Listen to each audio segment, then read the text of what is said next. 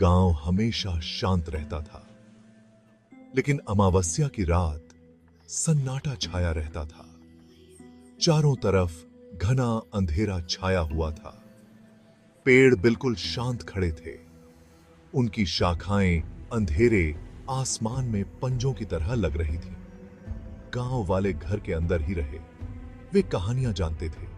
वे उन रहस्यों को जानते थे जो अंधेरे में छिपे थे, खासकर कुएं का रहस्य। गांव के किनारे पर एक पुराना कुआं था। यह कुआं सदियों पुराना था और इसके पत्थर समय की मार झेलते हुए भी खड़े थे। गांव के बुजुर्गों का कहना था कि इस कुएं ने कई पीढ़ियों को पानी पिलाया है। यह भूला हुआ और बेकार पड़ा था। समय के साथ यह कुआं उपेक्षित हो गया था। अब कोई इसे इस्तेमाल नहीं करता था और यह धीरे धीरे खंडहर में बदल गया था। उसकी दीवारों पर लताओं ने लंबी जकड़ने वाली उंगलियों की तरह चढ़ाई कर रखी थी। ये लताएं कुएं की दीवारों को पूरी तरह से ढक चुकी थी, मानो वे उसे अपनी गिरफ्त में लेना चाहती हो। अब कोई उसके पास नहीं जाता था। गांव के लोग इस कुएं से दूर रहते थे क्योंकि उन्हें लगता था कि यह जगह अब सुरक्षित नहीं है। लोगों ने कहा कि यह प्रेतवाधित है। गांव में कई कहानियां प्रचलित थीं कि इस कुएं में कुछ अजीब और डरावनी घटनाएं होती हैं। वे एक आत्मा के बारे में फुसफुसाते थे। गांव के लोग अक्सर रात के समय इस कुएं के पास से गुजरते हुए डरते थे क्योंकि उन्हें लगता था कि वहां कुछ अनहोनी हो सकती है।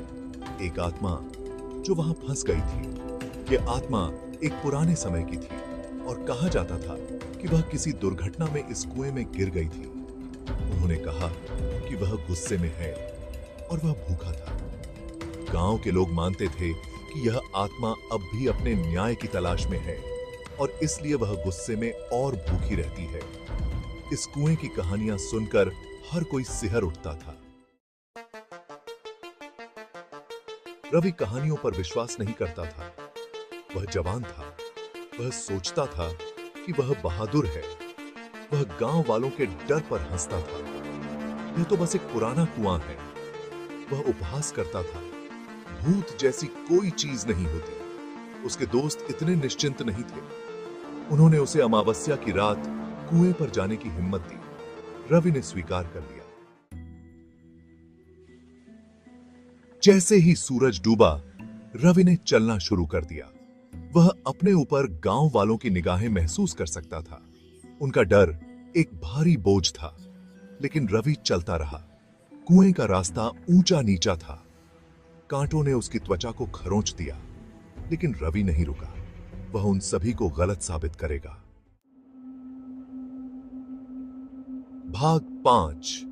पहरा शुरू होता है। अंधेरा छाते ही वह कुएं पर पहुंच गया। वह एक चट्टान पर बैठ गया। सन्नाटा भारी था। हवा ठंडी थी। रवि कांप गया। उसने कुएं में नीचे देखा। यह गहरा और अंधेरा था। वह नीचे नहीं देख सका। उसे लगा कि उसने एक फुसफुसाहट सुनी, लेकिन शायद यह सिर्फ हवा थी। भाग 6। हवा में एक आवाज। घंटे धीरे धीरे बीतते गए। चांद बादलों के पीछे छिपा हुआ था।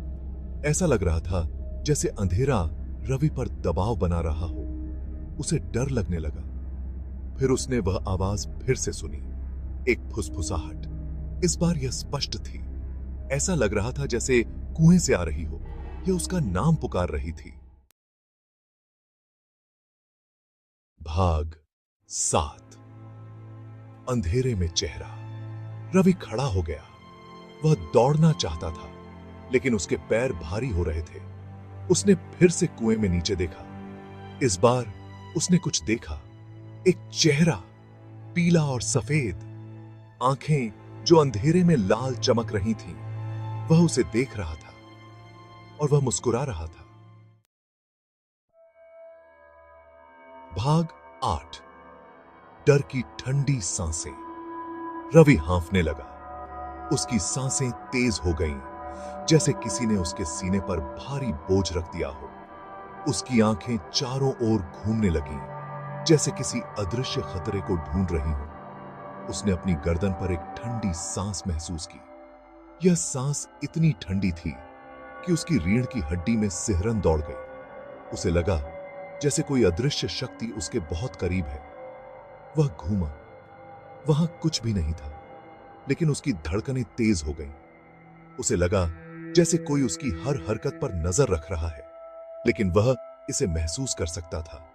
एक अदृश्य उपस्थिति जो उसकी आत्मा को कंपा रही थी। उसकी आंखें डर से फैल गईं। उसके पीछे कुछ था, उसे देख रहा है। उसकी परछाई भी डर से कांप रही थी।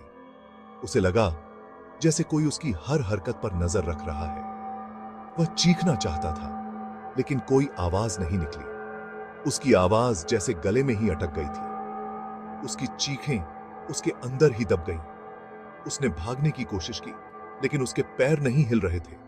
ऐसा लगा जैसे उसके पैर जमीन में धंस गए हों। वह जितना भी जोर लगाता, उतना ही बेबस महसूस करता। वह दहशत से जम गया था। उसकी आंखों में डर की परछाई थी। उसकी पूरी देह कांप रही थी, जैसे किसी ने उसे बर्फ की मूर्ति बना दिया हो। भाग 9 भोर में मिला। अगली सुबह गांव वाले उसे ढूंढते हुए आए। वह कुएं के पास जमीन पर पड़ा था। उसकी आंखें खुली हुई थीं, कुछ भी नहीं देख रही थीं। वह मरा नहीं था, लेकिन वह चला गया था। उसका दिमाग चकनाचूर हो गया था। वह बोल नहीं सकता था, वह हिल नहीं सकता था। वह अपने ही अंधेरे में खो गया था। भाग 10 जिज्ञासा की कीमत। गांव वाले उसे वापस गांव ले गए, लेकिन वह फिर कभी पहले जैसा नहीं रहा। उस रात ने सब कुछ बदल दिया था। उसकी आंखों में एक अजीब सी उदासी और डर समा गया था। वह फिर कभी नहीं हंसेगा। उसकी हंसी जो कभी गांव की गलियों में गूंजती थी, अब एक खोई हुई याद बन गई थी। उसकी मुस्कान जो कभी सबको खुश कर देती थी, अब कहीं खो गई थी। वह फिर कभी उनकी कहानियों का मजाक नहीं उड़ाएगा। उसके दोस्त जो कभी उसकी चुटकुलों पर हंसते थे, अब उसकी चुप्पी से परेशान थे। वह अब एक अलग ही दुनिया में खो गया था। रवि ने अपनी जिज्ञासा की कीमत चुकाई थी। वह कुएं के रहस्य को जानने के लिए बहुत उत्सुक था। उसकी जिज्ञासा ने उसे उस कुएं तक खींच लिया, जहां कोई भी जाने की हिम्मत नहीं करता था। उसने कुएं का रहस्य देख लिया था और इसने उसे तोड़ दिया था। उस कुएं में कुछ ऐसा था जिसने उसकी आत्मा को झकझोर दिया। वह दृश्य उसकी आंखों में बस गया और उसे कभी चैन नहीं मिला। कुआं वहीं रहा, गांव के किनारे पर छिपे अंधेरे का एक मूक प्रमाण।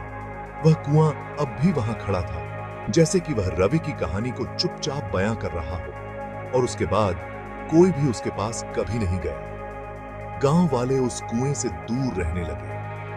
वह कुआं अब एक डरावनी कहानी का हिस्सा बन गया था, जिसे कोई भी याद नहीं करना चाहता था।